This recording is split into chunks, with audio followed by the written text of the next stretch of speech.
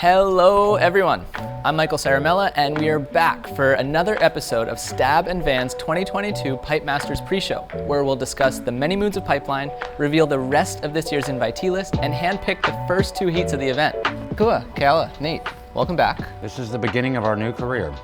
That's right, we're like retired football players. Where's our headgear? First topic of the day, the many moods of pipeline. When you hear the word pipeline, what do you think of? Probably backlit, feathering, 10-foot offshore tubes with a few second reefers capping out the back, right? Well, as our panelists will tell you, this is just one of pipeline's many moods. It can also be ugly, playful, pitiful, and downright vicious. The 2022 Vans Pipe Masters will see an even greater variety of conditions, with a waiting period that runs from December 8th to the 20th and 5 total days required to finish the event. Keala, when you were coming into starting to surf pipeline and trying to make a name for yourself, did you go out on some of the less desirable days to sort of show how bad you wanted it? Less desirable days, taking scraps, taking off on waves that I know are gonna close out just to show guys I was gonna go. It's interesting because it just comes down to one or two mistakes of and then not going, and people are just like, you're out, you're done. I've done that one, and it's embarrassing. You almost you just hang your head in shame, and then you don't even paddle for anything else the rest of the session. You just head down. So what do you think would happen in this event if somebody called another person off and pulled back with a no priority situation? I think they go back of the line. It's going to be hard to put Kelly Slater at the back of the line. It's going to be a hard time to watch Kelly Slater pull back. Yeah. The wave he's going to go for, he's probably going to go. A lot of these people are, like he said, the best in the world. They're here for a reason. Well, sometimes what if maybe they're pulling back as a strategy? You're psyching the guy out to take the first wave, and then you pull back and they get the set behind it. But another thing is, I've surfed with Craig Anderson at a place that was super hollow, and I watched him paddle for 3 waves and not go, but because he's so good, and he's like a surgeon, to be honest. He just knew that there was something there that wasn't gonna make, and then when the perfect one came, he got the right one, and it was he got so barreled. Somebody like that, where it's Kelly Slater as well, they can read the whole wave, and they know if they're gonna make it. They're already looking down the line, and they can see all the challenges that they're gonna face. Calculated or not, this is a contest.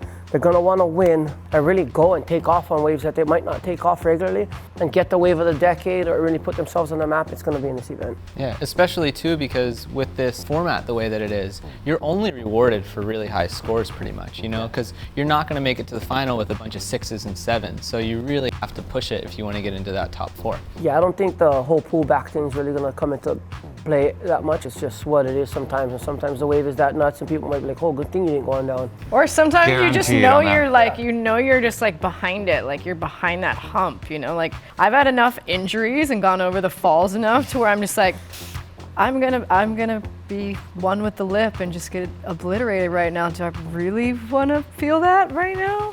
Speaking about being one with the lip, how was that Andy Irons over the falls back in the day? He took off and dove, and then you see him in the lip go overboard in 3 pieces. That's obviously talking about pipeline at its scariest, but Nate, for instance, with your skill set and knowing this criteria that we have for this event, would you be maybe hoping for a day that wasn't so death-defying so that you could find that juicy section that you could hit? No, I feel like the best sections are going to be on the biggest, gnarliest days. That's going to be the biggest ramp. If they're really looking to win, we're going to see stuff hopefully that nobody's ever done before, and so hopefully people go for stuff that we've never done and maybe stick stuff that we've never seen. Our second topic today is the remaining Pipe Masters invitees.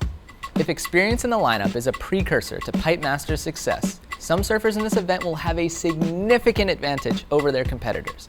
Let's take a look at our remaining invitees: Hawaiian locals, blow-ins, and misfits. Going by region, in the Pipe Masters' 52-year history, Hawaii has the most overall wins with 17, followed by Australia with 16 and the United States with 12. This local dominance is nothing short of astounding, considering Hawaii's population is a minuscule 1.5 million, compared to 27 million in Australia and 330 million in the continental US. So, it only makes sense for Hawaiians to comprise half of the Pipe Masters, which is exactly what you'll see in this year's event: Hawaii versus the world. Most Hawaiians in this event are tried and true bonsai experts, with thousands of hours in the lineup and hundreds of pipe and backdoor barrels under their belts. The non-Hawaiians in this event comprise 2 different groups. The first are the blow-ins, who spend every winter in Hawaii, hunting every close out and corner they can find underneath the local pipeline pack.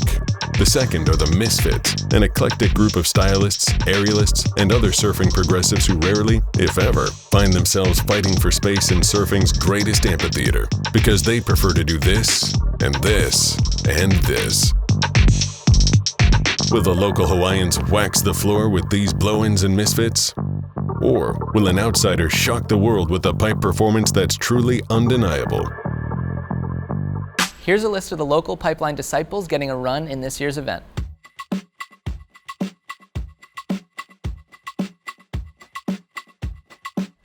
And here are the blow-ins and misfits who will do their best to keep pace with the local boys.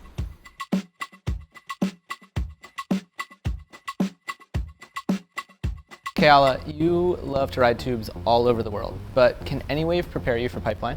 I don't think there's any wave like pipeline. You know, it changes so much. You got to put in some time out there to really be able to read it correctly. You know what the interesting thing about that is too, is you can go anywhere in the world and like if it barrels a little bit, they're all, oh, it barrels like pipe. You're like, no, it doesn't. Yeah, The Mexican pipeline. all of it, everything compares to pipe, but nothing actually compares to Right. pipe is the funny part. Obviously, we have a huge list of Hawaiians in this event, Makua. In your eyes, other than CT surfers, who is the best Hawaiian out at pipeline? That's a hard question. I mean, Shaden surfs really good out there. Shaden Picaro, he's good. Yeah, and he's Hawaiian. So, you know, it's depending if you're like White Kanaka Hawaiian? blood or, you know, because in Hawaii it's kind of hard to say. Like, One of the funny things though, I remember telling Derek, you're the first world champion, you know, you're the first Hawaiian world champion, this and that. And he just looked at me in all seriousness and he's all, Chinese Hawaiian. Kala the best Grace. Hawaiian in Kala there? Grace. there you go. Kala Yeah. Grace, Ulu Napiahi, Shaden, Mason Ho. Yeah. Mason Ho, Mason there you Ho. go. In a typical session at Pipeline, you know, when there's not an event going on, you'd say that the Hawaiians get the majority of the good waves because obviously it's their home break and, you know, visitors, at least most of them, I hope, show that sort of respect. Do you think that same sort of respect will be shown in an event where, you know, there's two Hawaiians, two non-Hawaiians in the heat and there's no priority? I think mentally they're gonna like revert back to a free surf in their head and kind of have to like give themselves a pep talk of like, you can go after it, you need to like get your waves and you don't have to give that same respect in a heat. And they're competing for $100,000. They're in a heat and there's $100,000 to be made and they're competing, so it's just like, You're not just gonna let the guy keep paddling around you no matter what. 'Cause No friends. No, honest to 100 God, grand on this- the line, no friends. Well, this is not like it was before. Once upon a time, you don't respect the pecking order. You have certain people in the heat and you paddle around them. You're gonna get into a fight for sure. This generation's a little different, so I don't think priority and the pecking order and that whole thing that's been brought up about who's gonna bulldog the peak really comes into play. And I think all of these surfers, like I said, demand respect in their own right. yeah, I think it's mutual respect between them for sure. You know what's crazy It's a too is good having contest. a 50% Hawaiian field really takes out the stigma of the locals feeling like they're being left out. Yeah, There's 'cause never they've- been a contest at Pipeline that half the field were, you know, Hawaiian surfers or people that, you know, live in Hawaii. And I really think the surfing does the talking, and I really think it's for the betterment of the sport. So we've got surfers from all over the world in this event. You know, there's surfers from Japan, Indonesia, Europe, America, Tahiti. Are there any names on this list from, you know, maybe the blow-in section that you guys think could actually take this event out? But Balaram Stack has all kinds of, I mean, he's been that close to winning shootouts. That's what I can remember, like not really knowing who he was and just, I think it was like his first year. And I remember him and Reef maybe paddled out and it was like a big second reef day and I was just watching, you know, and I remember seeing him get a second reef wave. It was like his first real wave at Pipe. Got a second reef wave, came in at first reef and then came up and did an air reverse and like stuck it. And I was like, whoa, that was crazy, you know, because at that time, I want to say it was 10 years ago where nobody is really doing that. And ever since then, he's just been putting in his time year after year. And all of these guys usually don't have an opportunity to get the best wave of the day. I really want to see what they can do given the opportunity. I want to see everybody excel. Harry Bryant, the whole entire world is going to know you because you're going to be in the heat with Italo, Gabrielle, and Nathan Florence. You know what I mean? So That's what's up. You know what's interesting too, like I was saying, is Craig Anderson, somebody that like I've never even really surfed with him much or seen him surf because he doesn't come to the North Shore. But once I was in Southern Australia and I was like so amazed at the consequential waves that he was riding, and then knowing his air game too, and like just seeing the finesse he had on his board. He's definitely somebody where it's like Matt Miola, where I can't wait to watch some of those guys actually be out there with only 4 guys, because you know, they just don't have the personality to deal with the people, but their surfing, they could definitely, you know, they're going to take their surfing to the highest level, and to see them at a wave like Pipeline, it could really excel, show how they surf. What about Michael February? He's like someone that I would like to see surf out there. He's got those different type of boards. I think that it might allow him to get in a lot quicker. I wonder if he'll be riding those boards at Pipeline though, because that's what I was thinking. What kind of board is he going to bring? You know what I mean? I've surfed with Michael a lot, and he's definitely one of the most exceptional surfers I've ever seen. And the only person I could even compare him to, or that he surfs like, is Buttons. But he can also do airs, and I've seen him stick full rotations, and I've seen his rail game, and I've also seen his barrels.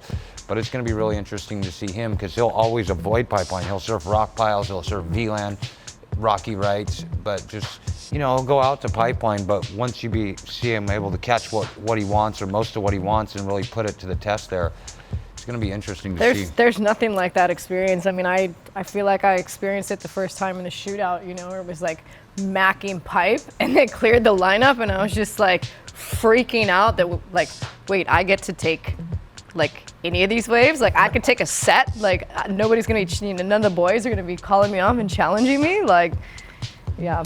I'm really excited for some of the misfit invitees. I think you're gonna see a lot of them up in the top spots, actually, because they're bringing that progressive aerial game, and they're actually gonna get scored for it. So anyone's capable of winning, you know, it's anyone's game. And how exciting is this gonna be for the spectators? Because normally you watch a contest at Pipeline and somebody gets blown out of a barrel, and that's, you know, kind of like, wow, and that's it. But like, people are gonna get blown out of the barrel, and it's like, yeah, that's amazing, but what is he gonna do next? Third topic, picking heats. Now that we've met all of our Vans Pipe Masters invitees, we can't help but wonder how the competition might play out, especially with no priority rules. Let's take a look at how the heat draw will work in the 2022 Vans Pipe Masters. The Vans Pipe Masters will have a no-loser format, with each competitor surfing 3 times before the final is established. Surfers will be placed into heats of 4, with 2 Hawaiians and 2 non-Hawaiians in each group. The surfers remain with the same group for all 3 of their heats.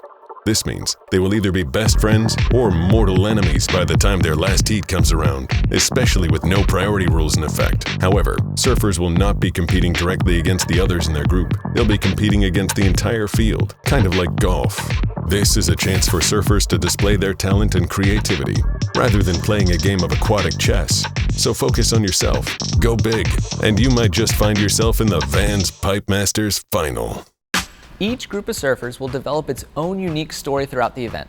But we thought it might be fun to manufacture 2 of those storylines right here and now. The 4 of us are gonna hand select the first heat for the men's and the women's division. So it might be cool to then, when we're picking these heats, to not pick a bunch of pipe regulars all in the same heat and kind of spread it out. I think it'd be cool to, you know, have a guy that dominates at pipe on a regular basis, with a blow-in that doesn't maybe surf pipe so much, with a, you know, a misfit. So you're gonna see a lot of airs, and I think that would just like mix it up in a really cool way. But I just think someone that dominates Pipeline on an everyday basis with no priority against a bunch of guys that don't surf Pipeline all the time. We can't catch every wave. Like You can't catch every wave. You might be able to catch every good one. Another thing is, like, you know, you put Mikey February out there with those guys, he's going to be like giving them waves, like, oh, here, you could have it, because just his person, and like a Craig Anderson, where it's like they're not so dominant, but it's like once they're on the wave, their surfing does the talking more. And then what about on the women's side? Like, we have these CT women, we have these pipe chargers, we have these internationals and stuff. Like, how do you think we can mix those up? I think that you put a few CT girls in with some of the younger, you know, aerialists that are coming out. I think that would make for an interesting. I mean, you had a great idea earlier, off camera. No, we were just put it out there. We were just laughing because there was an altercation last winter between Juana and Tati where things went down, and so if you put those 2 together, it might give them the opportunity to kind of squash the bad vibes, you know, and put it all behind them. All right, well, let's make our picks. Let's do it. Let's make our picks. Calling me out. Oh, wow. We're just bringing it right over. Yep. Do you need an assistant over here? Should I hold? All right, so we have our competition board here, and here is how it's gonna work. Gonna go line down the middle. We're gonna have women over here. This is looking more and more like a tombstone, bro. Women and men, heat 1. Keep in mind that we have to have 2 Hawaiians and 2 non-Hawaiians in every single heat. All right, here we go. Well, at least I get to go last. Yeah, you get to see. Get to see what we have in store, and then I can go from there. Yeah. Guarantee nobody's picking the woman The I'm chick picking. you're gonna pick. Nobody's picking Your yours? chick pick? No. All right, that goes to you. I was gonna This pick my goes to chick. you. Thank you, sir. First Here you name, go. Tatiana Weston Webb. Bam, there it is, folks. Why are you hiding that from us? What? Oh. And the reason I'm picking this is because I know for sure there's gonna be a cancellation when the waves are big, and she's probably gonna get in again. There it is. Spanner in the works. Wow. Makua, you picked someone who is not on the official Pipe Masters list. What's the strategy here? Like Nathan said, I'm a betting man. I'm almost gonna bet that KK gets in this event. And she's ready to take charge anytime, so I'm almost guaranteed she has what it takes to maybe take out the first Vans Pipe Masters win. All right. We'll see. All right, here's my pick. Representing the LGBT. Ooh. Tyler, right. Now we're in a position where, Nate, we have 2 non-Hawaiians and 1 Hawaiian on the board, so your pick has to be a Hawaiian. So, we're just gonna... Boom. Can you read that? Soda. Is that all right? All right, why Pua, My Nate? print. She hasn't really come into her own so far, and I feel like she's at pipe all the time. Like this last winter, I watched her surf a bunch, and I feel like if anybody's gonna get a chance at this point, you know, I feel like that she should get in there with these other badass chicks and give it a whack, because, you know, I feel like she's just coming into her own, and I want to be on the beach with her family cheering for her, you know? Well, there you have it. That's good. The first women's heat of the 2022 Vans Pipe Masters has been decided with a little controversy. I didn't think anybody was going to pick somebody on the alternate list. I didn't even know that was possible. Are you on the alternate list? I think so. All right, so this is from the official list. So just in case KK does not get in, we're gonna need you to pick one of the names from the approved list. So can you throw one up there? And only Makua can break and bend those kinds of rules, I feel like. Absolutely. I'm just gonna have to grant her wish Oh, and make that rivalry. So my pick would be Moana Jones-Wong. There you go. Thank you. It's a pretty stacked heat right there, I want to say, as far as the women go. I mean, and you got your wish. No, and I think it's kind of bittersweet because Moana has replaced me as the queen of pipeline, and that's the evolution. So it's kind of cool to see that. full circle. All right, well, the first women's heat is officially decided, or unofficially decided. We'll see how the whole KK thing plays out. But now it's time to pick the men. You guys ready to pick men's heat 1? Yeah. Oh yeah. All right, Let's do this. first men's pick, Tosh Tudor. Wow. Boom. Nate, you're up next.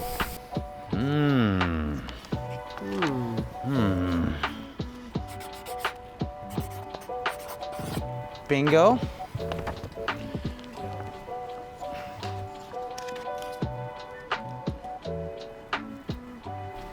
Why Mason? Because you I picked him chose to win the whole yeah, thing. so I was just gonna... He's betting on his horse. Does that mean you condemned your guy to an early morning heat, That's though? what I'm saying. I hope I didn't condemn anybody. It's all gonna switch I up just- anyways. Everybody's gonna get a morning heat and afternoon Right. heat, so it's all gonna switch Well, they're up. gonna get heat 1, round 1 for sure. Ooh. Wow. Bringing She's putting the the hammer. pressure. She's putting the pressure on me right now. All right. Let's go, Get it. Sarah. I love watching this guy surf pipe, and he's the nicest guy, and his aero game's And he tight. has the best hair all the time. Really, really good hair. All right, Eli Olsen, so that leaves one non-Hawaiian for Makua. Uh-oh. My draw fell. Oh no. Get Mason back on there. All right, Makua, last pick. One non-Hawaiian. Damn, I screwed you over because now you can't pick your brother. I almost picked him. That's all right. I don't want him in the first seat anyway. Yeah, that's true. That's true. That's true. And these guys surf together the whole time. The as you whole mentioned. time, Yeah, all 3 heats. I'm so curious. Me too. It's like The suspense. the suspense is killing me, they say. Y'all ready for this? I don't think anybody's seen this one coming. Just wanted to see these, sir. You want to see gambling? There you go. Ooh, Jack Robinson. Jack Robinson. good one. All right, why Jack? Yeah, well, Jack be nimble, Jack be quick. Jack jump over the candlestick. Let's go, buddy. I think we picked some great heats, guys. I'm really excited for these. All right, so heats 1 of the women's and men's 2022 Vans Pipe Masters are official. Well done, guys. This is going to be really fun to watch. Thank you so much to Makua Rothman, Keala Kennelly, and Nathan Fletcher for joining us and for helping us select the first 2 heats of this reimagined event. We'll see you in Hawaii on December 8th, but in the meantime, don't forget, the wider your shaka, the more aloha you spread. Yeah. Is that true? Let's spread them. That's the big shaka.